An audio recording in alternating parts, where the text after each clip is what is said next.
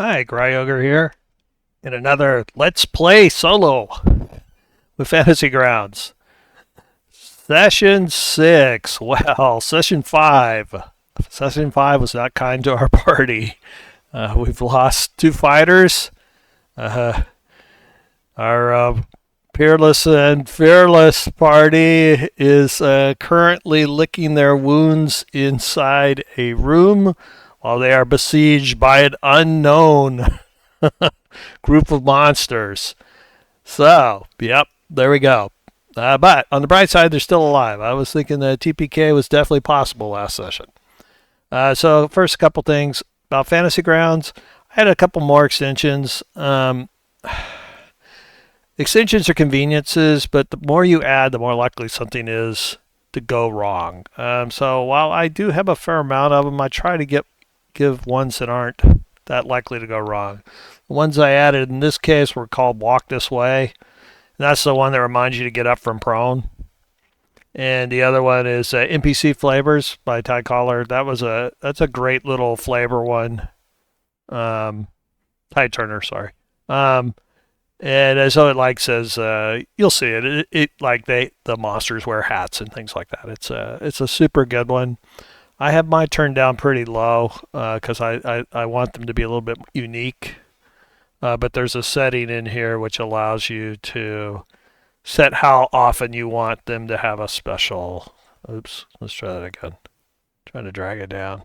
There we go.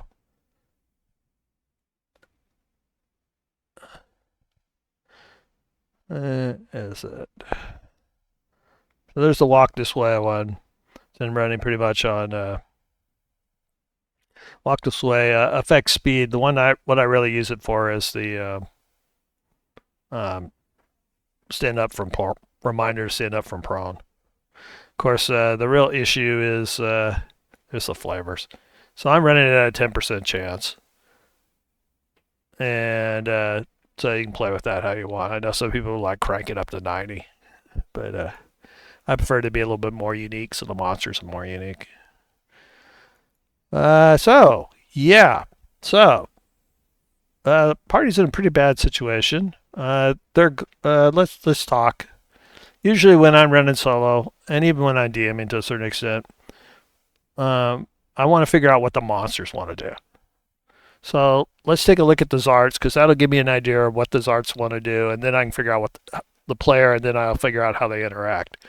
So the Xvarts are basically acting like ambush predators, right?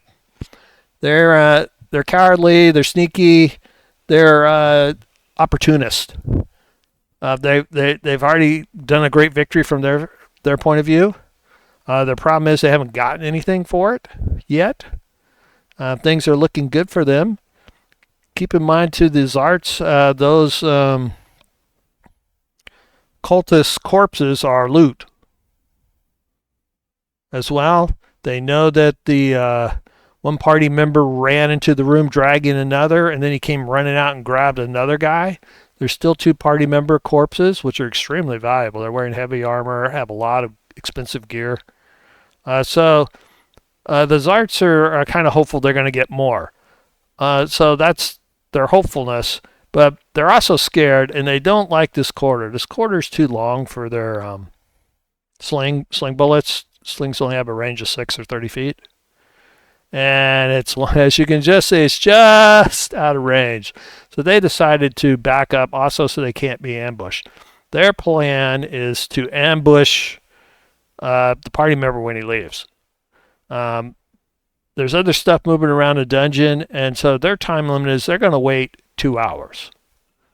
Okay? Mechanically, basically, they're going to wait a short rest, plus a little bit more to see if they'll come walking out.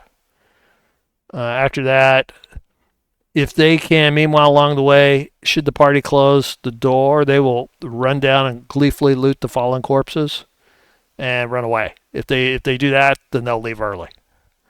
Because then they've won, and it's they're with no risk, pretty much. So that's what those Xvarts are thinking. For those who aren't too familiar with Xvarts, they're an interesting. I forget what book they're actually out of, but they're They're apparently out of morning cannons. Okay, they're an old monster. They've been around. I think they were originally in the Wolfine Folio. Um, but they're basically similar to kobolds, cowardly, greedy. They were spawned by a demigod who's also pretty much the same. Um, and the demigod uses these Xvarts. So whenever somebody's looking for the demigod because he stole some stuff he shouldn't have, it detects the nearest Xvart. So he uses the Xvarts as sacrificial lambs, so people can't find him. Uh, all right. So that's what the Xvarts want. So what do our party want? Well, the party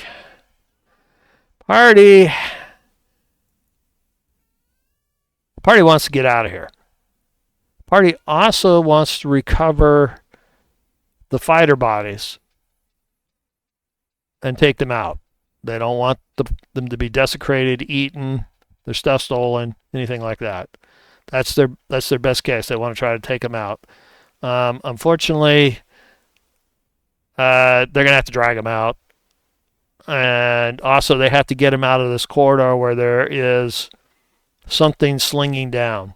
Now our cleric's critically injured, so this means it falls upon our mighty mage and the rogue. They have come up with a plan. The plan is they're going to try to recover the bodies. Then they're going to try to close the door and get through a short rest. Then they're going to make a run for the stairs with the bodies. That's their plan. Okay, so my cleric, Girth, immediately starts talking up his plan. And I'm going to get the mage up. I think he's still prone. Let's. Now I left the monsters on here. I usually leave the monsters on even though we're no longer in combat. And in fact, you can clear out the initiative. So here is the cleric's plan. What we're going to do, we're going to have the mage, Alston, enchant the copper piece with a light spell. We're going to throw the copper piece down towards the end of the hallway.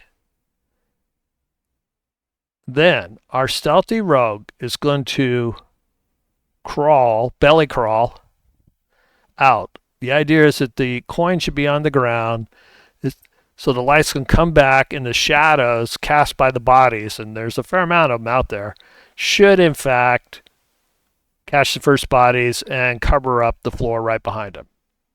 So he's going to low crawl out and tie a rope to our fighters and then move from inside the room. Once he's going to low crawl back out after he's done that, and then we'll pull the bodies in and close the door.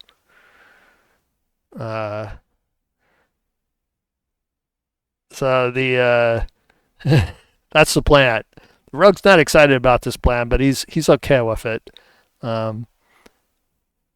because they're gonna get the timing. The idea is that somebody throws the coin, and then it's gonna have to be the mage. Then at the time of the coins rattling around, hopefully distracting him, that's when he'll go out. Now the first fighter is right there, so he can literally lay down.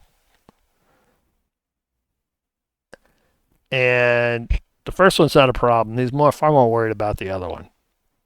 The good news is, from his point of view, the Dragonborn's huge. And so, hopefully,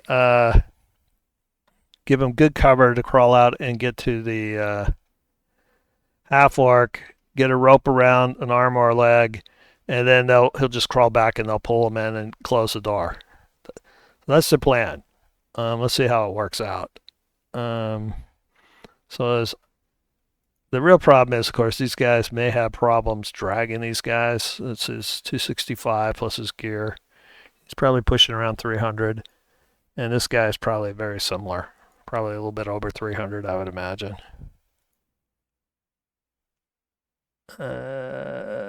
Let's notes. 175. He's probably like 250. 175 and 130. So yeah, probably around 300 there. So that's the plan. So the mage cast, and so you can actually do light sources and stuff. You can do it for dramatic reasons. A lot of times, what I'll do when I just want a light source is I'll just go find a monster and put him on the tracker, but not instead of going into the light thing. For example, like I'll usually go pick something like um, a shrieker.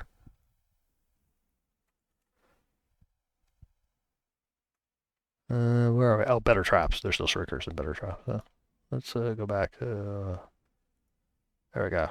So grab a shrieker. In this case, we're putting a light coin on it.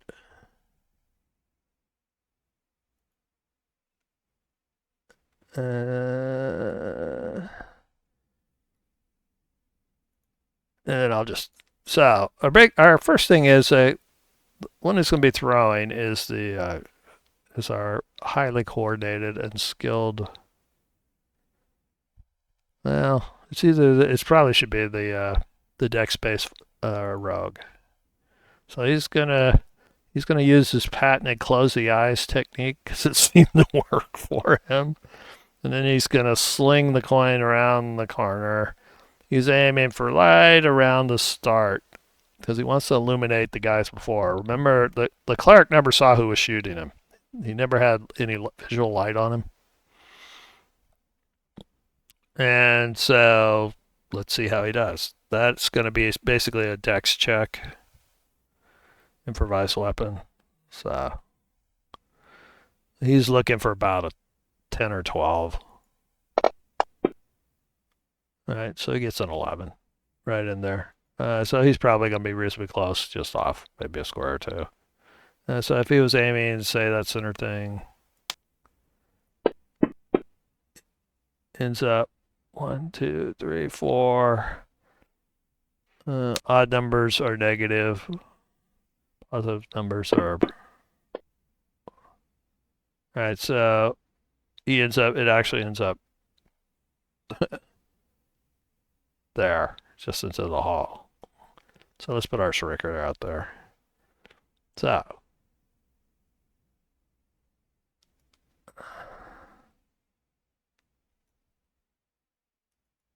shrieker's got a light, and so now we can click and see it. If we flip over to the party, oops, I guess it looks like I never loaded it. Join. If we flip over to the party, I'll go back to the main one while it loads.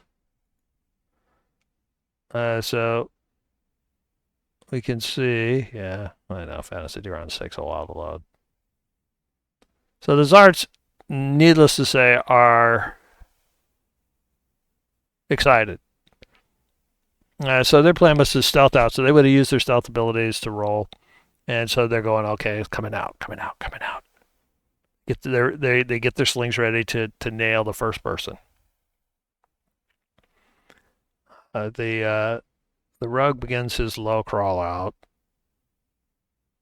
and there's really not anyone who can see him. Remember, I'm ooching him out because in theory you can see from one of your vertex corners. According to the DM's guide. Let's go to this pointer. That's how that means the thing finished loading on for the players. All right, so they can't see anything. So amazingly enough, their rather conservative plan is going to work. He's going to tie out onto the Ovak, the half-orc, a rope, and then he's going to tie it onto Jessim, the other one, and he's going to crawl over here. There are rules for crawling for guys. What you want to know is basically half speed. They're going to leave the coin Remember, my Shrieker is not really a coin. I just put a light on it. Let's go. So like when Jessamine was out here, let's just move him out there so you can see. Or Jessamine, when the rogue was out there, this is what he saw. This is what I do like. This is one of the reasons I think it's worth running. The two instances, one for the player and one for the DM. The DM one is simply convenient in a lot of ways. But if you really want to know what the players are seeing, it's hard to beat the player one. Now, like in this case, it would have been easier for me to take off the. All right, so the lights here.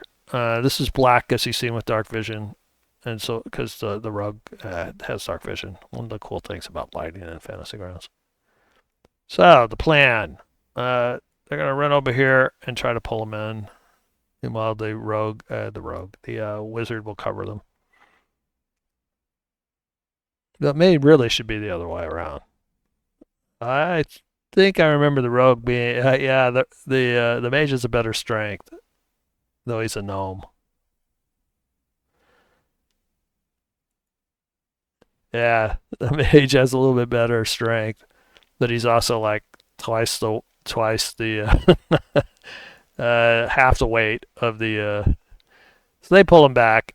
They'll strain, and now the Xvarts are gonna get excited. They're waiting. Okay, ambush, and then they hear the grinding of metal being dragged across the floor. So they're not quite sure what's going on, but they're not exactly gonna rush up and. They've already determined there's no way they're gonna charge up there. They will go take a look in a second, but they're not in a particular hurry. They'll wait a full minute. So the party does what they want to do, which is good. Mostly because his archer too carried to really want to directly confront them. And then comes the fun part where the party has to try to close this door. Now the door, as you may remember, was stuck, which could be for a lot of reasons. I'm going to assume that basically the door frame is out of true and it drags on the ground.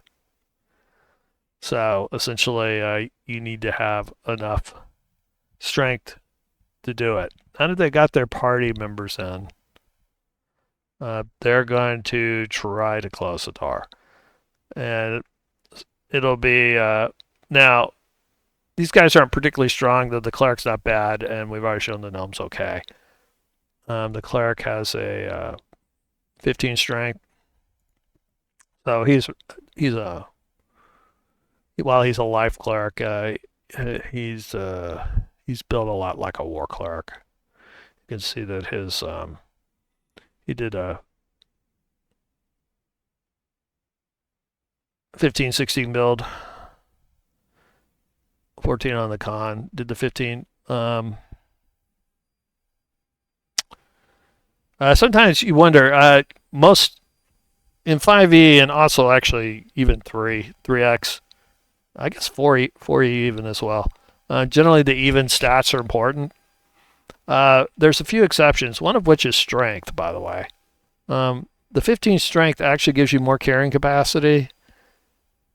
So if you have that extra odd point, putting an extra point in strength, depending on your class, sometimes is something worthwhile, especially if you think you might want to carry more. And that's why I imagine he was done this way. Notice his con. You could have put the 15 in con, but it wouldn't have helped you immediately. The newer 5e 2024, with all these feats to give you 1+1 to a stat, and then the feat, there's a lot of them. Suddenly, it becomes much more viable to start with 17s and 15s, things like that, because you can take the feat, get the +1, and still get the even stat. All right, they're in. They'll get the door closed. You could roll out this type of stuff. Eventually, they'll get the door closed. They're strong enough that they will. So I'm going to close it. Meanwhile, our Xvarts are going to hear the grinding as they get it closed. The rogue is going to lock the door. Now, Door stuck. So this is unlocked door on the first level. Let's see. He probably needs around a 15-ish. He will eventually get it locked. When we get more into unlocking doors, I'll show you a system where if it's possible for them, you can just count it as time. But I'm not going to do it right now because it's not that important. When you're solo playing, there's no particular reason to do lots of rolls when you know they're going to get it eventually, if time is not a consideration. In this case, it's not a direct consideration. So the next thing our party's going to do, now that they got the door closed, the rogue has locked it. They're worried a little bit about these doors over here, but frankly, if nothing's come out the doors by now, there's probably not something over there, and they're too nervous. It's not worth them messing with them, not unless they're really desperate and they want to run out. And right now, what they desperately want to do is a short rest for the cleric, who has 1 hit point. Because that's all you need. All right. Last thing they're going to do before they go off is the cleric does have a lantern, a hooded lantern. He's going to light it. As you know, they get about 8 hours. So he wants a light source that gives them more range than the light spells. So he's going to light the lantern and put it down here. Now, he's going to put it basically in this corner so when anybody comes in, well, not quite the corner. He's going to put the lantern where I have him, and then these guys are going to wait over here.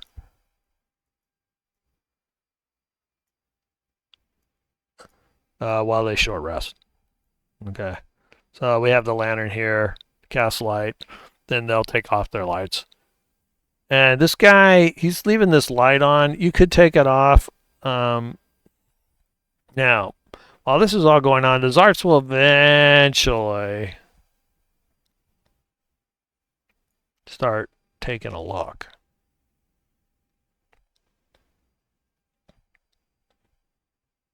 And what they're looking for, and so when he gets to here, he can start seeing that the door's closed. Now, the Xvarts are going to do Operation loot the cultists, and then maybe drag one of the bodies away for dinner.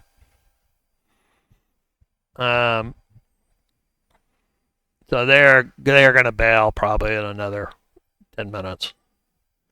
So, what also, while this is all going on, our guy's going to a short rest. Now, the way you're supposed to, short rest means another random monster check. And depending on what it is, it may drive the Xvarts off if they get one. All right, so things are quiet on the monster front. Apparently, this section of the dungeon doesn't have much moving around right now, which means my guys will get through a short rest, which is great. Now, one of the things this thing does is you can do a double click to instigate a short rest in advance. This is super handy because watch my lights are going to go out. You see the light went out because it actually moved it up an hour.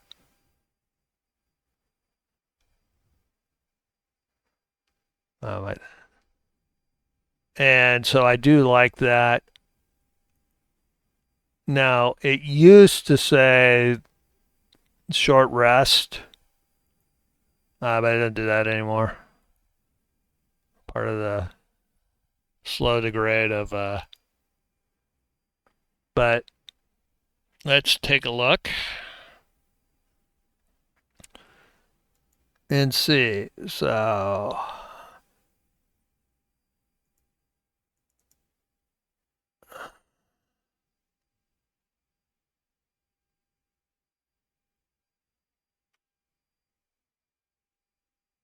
okay, so we need to clear off these because he got healed. These guys get out, I'll make a healing potion. Because then the cure should have cleared that out, because I did it manually. It didn't.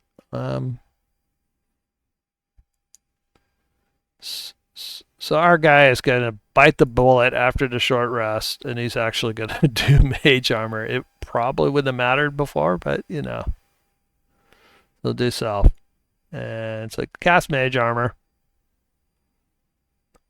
The plan: they're going to get the bedrolls out of the fighters, and then they're going to add 2 extra, and they're going to put them into bedrolls and drag them.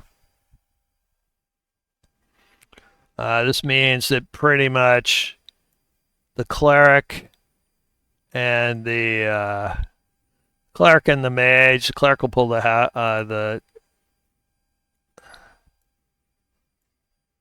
cleric will pull the dragonborn, and the rogue will pull the. So this is going to be the half orc. Is what I'm trying to say.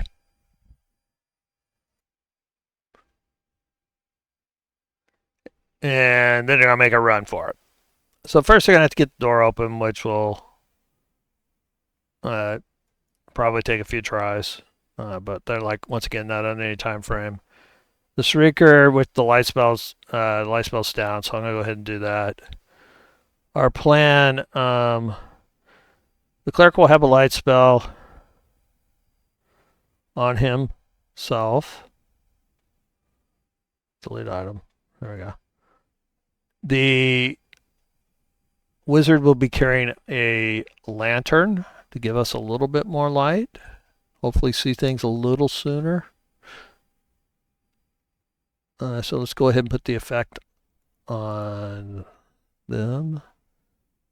A lantern on him. A light spell on him. And of course, before we go, let's not forget that our mighty cleric wanted to spend a hit dice, and so probably do the rest of them. And he gets right in the middle. Picks in, so he's down a little bit. This is do or die time, so even though it may or not be optimum, they are also going to spend their dice, because you know you don't want to die with hit dice at first level if you can avoid it, even though our fighters did. Alright, so our guys are totally unwounded and they're ready to move out. The Zarks are long gone. They looted the things, they grabbed the scimitars, which are worth a lot of money. And yeah. So I'm going to pull them off. And now the party only has to worry about random encounters. Alright, so once again, I'm going to put these guys on top. I'm going to get them outside because that single door open.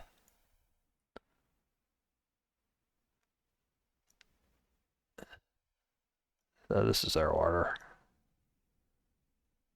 So their real order is they had the bodies being dragged right behind them. So this is their real order. But I'm going to put them in a square so they're easy to go around corners and such. Racer. How about mass select? There we go. All right. So 1, 2, 3 is their first random encounter.